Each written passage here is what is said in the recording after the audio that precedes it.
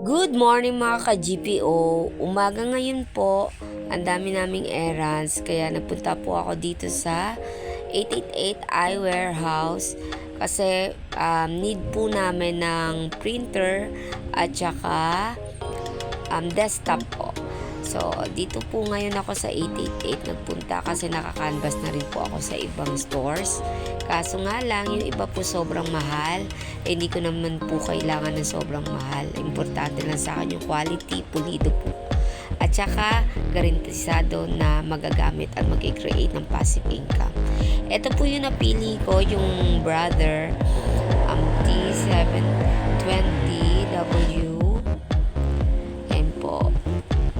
Tsaka pumili na rin po ako ng desktop na para po kasi sa kailangan po ng desktop for printing. At the same time po, pay bills.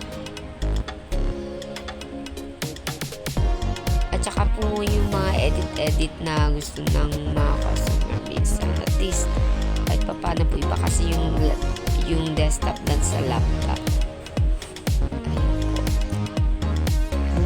Ako ng 2 units para sa bubuksan ko pong outlet sa Bata area at saka sa City Mall, Mandalaga. Ayun po. UPS po for my backups na at least may reserve na 30 minutes para po may time pa tayo mag-save. At saka yan po yung heavy duty na extension wires with USB.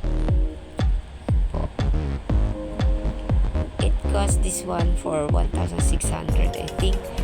Ito po yung nabili ko yung bagong desktop. It's the price is only 7,999. Set na po yan na. Okay po. At saka pina-installan ko na rin po ng printers kasi dalawa po yung gamit namin, Epson at saka Brother. At least kaliwaan po sila na pina-free, at least free po na inano na nila, dinownload na nila, at least magamit na rin namin. Pati po yung ink ng printer, pinaano ko na rin, pinalagay ko na rin. Ayan, dami pong pagpipilian dito guys. Located po sila sa ground floor sa new building ng 888. Ayan po. At saka mabait dito yung mga staffs. Meron din OJTs. Ayan po, mga students yan. Yung manager, mabait din. Nagbigay din po sila ng discount for cash basis. Ayan po.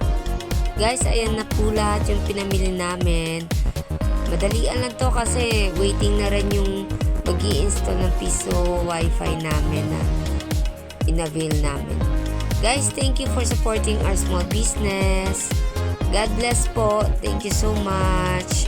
Peace.